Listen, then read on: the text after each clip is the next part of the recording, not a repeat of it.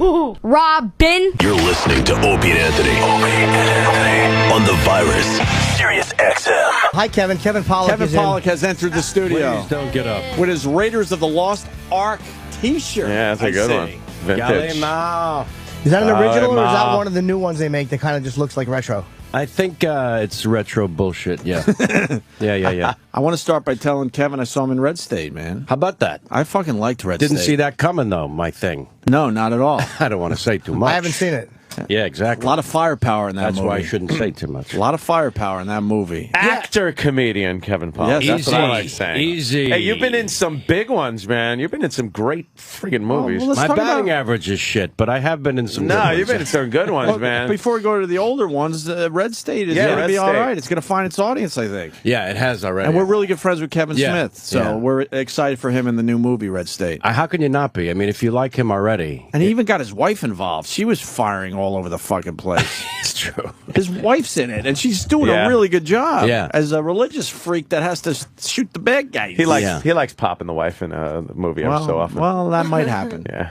Oh, popping the wife? No, he likes popping her in the movie. But she also- not popping her in the movie, which would mean having some kind of sex with her in the movie. No, In or the movie. popping the wife. Or shooting her in that the movie. might happen. You're going to have to see Red State for yourself Yeah, to see yeah. what Kevin does to his wife in the end. I had Kevin to back Smith, not off Kevin following him on Twitter a little bit. I love him. He does tweet. Because he talks a little too much about ass play with the wife. I was like, on Twitter, and I thought, this is great, good for you, but I don't know that I need this in my life. Yeah, right now. I'm having cereal. Yeah, it's like, Does he bang his wife in the ass? Is what he's tweeting. That's nice. He does tweet that he... Got a new follower. Amy likes the ass Sign play me tweets. up. All right. Amazing. She loves them. Kevin though has been in like some just classic movies. Sure. Fucking Casino.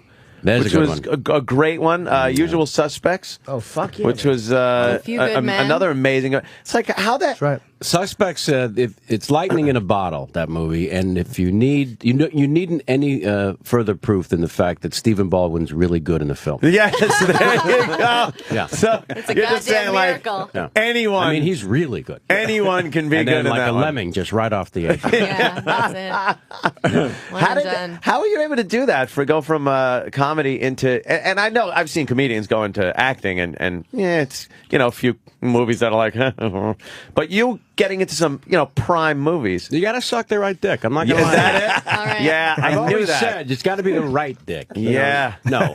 That's not it at all. What So am I they're not talking gonna be about? on the That's not cruise what happened. Wait.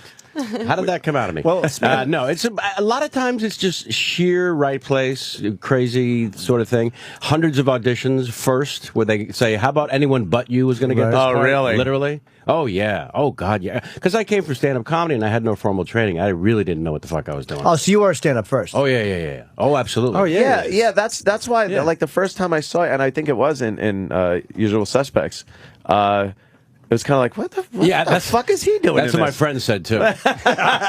All my friends said, what the fuck do you think you're doing? What are you, actor? You're not a badass. Oh, you're an actor now. Yeah. What are you doing? Or just that my character was a badass. So they were like, nah, Yes! this is bullshit. Yeah, you're When like you a get up in badass. Baldwin's face and say, do you want to dance? Shut up. Yeah, none of my friends could handle that at all. I thought I was a complete tool. You know what I loved in Casino? I thought was so great was the lighting that Scorsese did. The lighting in that movie is so Bob Richardson. fucking amazing, Yeah. and what an interesting choice and thing Yeah, to do. It's this like this DP Bob Richardson, he did A Few Good Men. I worked with him twice, but he did all of Oliver Stone's stuff, and he's. Oh, should we explain worked to with Amy though Scorsese. I what know this what DP DP is? is. It's a Oh, different sorry. DP Different than DP. yours. Yeah. Yes. I'm sorry. Yeah. I'm I'm talking confused. about Director of photography. I'm talking about double penetration. Oh, I'm sorry. see, then it is the one that she it's the knows. same. Yeah. We Oh, speak the okay. same language over here. Amy likes to jerk off guys on On cruise cruise ships, On cruise apparently. ships. I was listening. We were But- all we were But all hey, he there. brought up the ass play, which sometimes does not feel like play at all. I wouldn't think. It's ass work. Ass It job. really is. Ass job. Before we get back to Kevin, a lot of guys want to know why you didn't blow the guy on the cruise ship and you only jerked him off. Oh, it's simple. I was 19. I was not good at all at giving blowjobs, and I was embarrassed. That's okay though. It's honest. But I It's had honest. All right, that's hands an of honest steel. answer. Yeah, I learned later. Bad one. Now I'm a goddamn steal. Hoover. I know what I'm doing, but You're really good. at the time it just would have like looked like an old person like trying to eat their peas. You know, just like a lot of trying to hide your teeth. And Oh God! spitting all over yourself. Trust me, he got the better. He got the better deal? Better to just take the handy and the all-you-could-eat shrimp. Yeah, and he's got the better memory. Yeah. The midnight chocolate buffet. This 19-year-old came at me he and went like and saw the magician, and then I made magic with my left. So that would have been. You're right. You made a wise choice. Yeah. What a horrible experience for him it would have been for a 19-year-old old woman to come out of it. No, it would have looked like the end of Awakenings. Like nobody wants me near their cock at the time. Oh no! When he's trying to build the house and he just keeps knocking shit over. Oh no! The medicine's not working. It's wearing off. Oh boy! How awkward! Robin, you lied. You were great in Awakenings, by the way. Thank you very much. I loved your scene. Thank you very much. Yes, of course. The incomparable and famous impressions of Kevin Pollak. We all know him. No, they're fantastic. You know what stinks is that you'll like I ran into your guy's pal who I love, Jay Moore, and I was telling him that he was the first one to do Christopher Walken, and I was saying, I said at one point you had a conversation with me because I was with Chris McCoy, the guy that wrote Usual Suspects, and we ran into Jay, and we were like, because Chris does a great one too, we were in Jay's face saying, what's the secret? What's the fucking magic? And Jay said, every single syllable word becomes a two-syllable word when doing Walken. So the word no becomes now.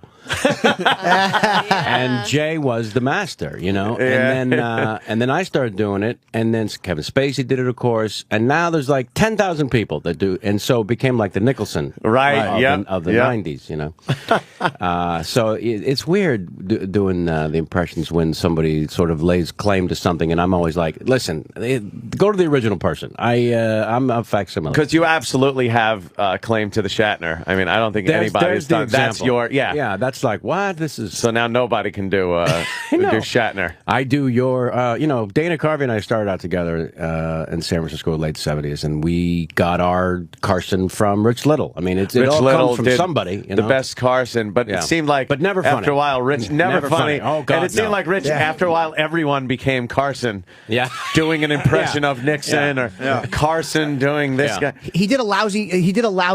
Rich Little did a very lousy Pink Panther though when he tried to do Clouseau, and he did a really long one, and it was just awful, horrible, and awful. I thought Steve Martin's bet was bad. He was fucking terrible. They come out with that suit with the lapels like a fighter plane wing, and then I have to go to this. It's like just fucking humiliating yourself. I liked the growing up. I liked the turnaround impressionist where they would turn around and come back. That is this.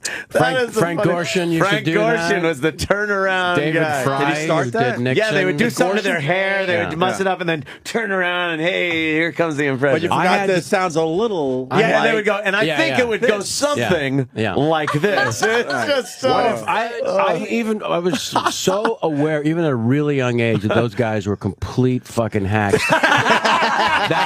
Even when I'm like 12 years old, I thought, I am never going to do Jack Nicholson as a busboy. You know what I mean? That's just not going to happen. So I would create scenarios, like I did the Star Trek thing where Shatner was him and everybody else on the Enterprise had been replaced by somebody famous. So Reverend Jim Ignatowski was Spock. You know what I mean? It's that kind of bullshit. But and then now I just talk about how I've ended up meeting these people, which is really fucking weird because that was never the plan. I was just going to mock them and then not meet them, And so I talk about meeting Christopher Walken for the first time. He got one of the hands and feet in cement in front of the Chinese Theater in Hollywood Boulevard, right? So they asked me to be one of the two speakers, which is fucking crazy because I'd never met him, right? I mean, I couldn't help think, well, how far down the list did you have to go? How many no's did you get? I mean, exactly. Because I knew they had at least a half dozen no's. I mean, Quentin Tarantino was the other speaker who directed him in Pulp Fiction. They know each other. So what am I doing? So obviously I'm there because of the impersonation. This is ridiculous. So they take me inside the theater where they're waiting to go out front, right, for the ceremony. And I see him and he goes, hi. They told me you were coming. Thanks. Thank you. Thanks. And I'm thinking, he's doing the voice. Yeah, that's and it's way better than mine. And then that's the fucked up thing is that, you meet the actual person and you're suddenly a retard. I mean, and you're instantly an idiot. Who, sometimes the impression goes over so well and then you actually see the person doing it, or maybe even on television you'll see him and realize, wow, I really don't sound like the guy. No, but so why is this working? Why does this impression work? You tap into something that the audience did about the person, you know, absolutely. It's very odd. Shatner was a cool person to meet. Like the first time I met him. Oh, yeah. Funny guy, and just sitting there, he was talking about a talk show or one of the projects that he had, and I would not stop, because I've been a Star Trek geek my entire life. Oh, yeah. And I wouldn't stop just pounding him with questions, like very detailed questions on episodes. No matter what he would say, he got so fucking annoyed with me. But it was funny. It was great. It was like really a lot of fun. He was annoyed. He'd talk about something. I'd be like, just like when you went to Rigel 7, and he's like, you didn't. And he was just like, I don't remember these things. He was mad at me. He's like, I don't remember these things. He was mad because you had more knowledge than he did. Yeah. On his own show. He genuinely didn't care. Right, I think he was did just not like, give get a out of shit about that. And I was like, the Wrath of Khan, the emotion that came out between you and Spock on that, because I don't care, it was a paycheck.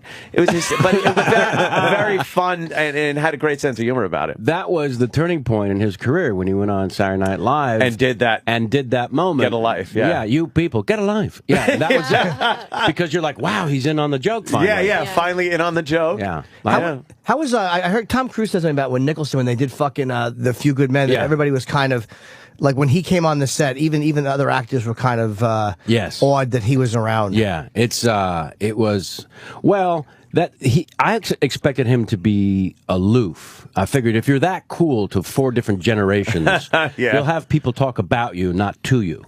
But the opposite was true. He was actually a screwball and a fuck off, which was hilarious. No one expected it. Like, one of the things that stories I tell is that when he's on the stand in that scene, right, in the courtroom there, the director said action, he never missed a syllable. It was unbelievable. Wow. But as soon as the director said cut, he looked like he'd been stoned for 3 days. I swear I'd never seen an actor turn it on and off like that, you know? Action, you need me on that wall. You want me on that wall. Cut. Robbie, where do I sit? Yeah, just holy shit. But you're right. When he walked on the set, every sphincter tightened. It was holy shit. I can only imagine. And also, while we were shooting that, Magic Johnson was reported HIV positive during the production of A Few Good Men. So of course everyone goes to Jack, Mr. Laker, and says, "What the fuck does this mean?" You know, and Jack would just sit back, and he was so fucking sad. I mean, it really crushed him. It was like, hookers, it's all hookers.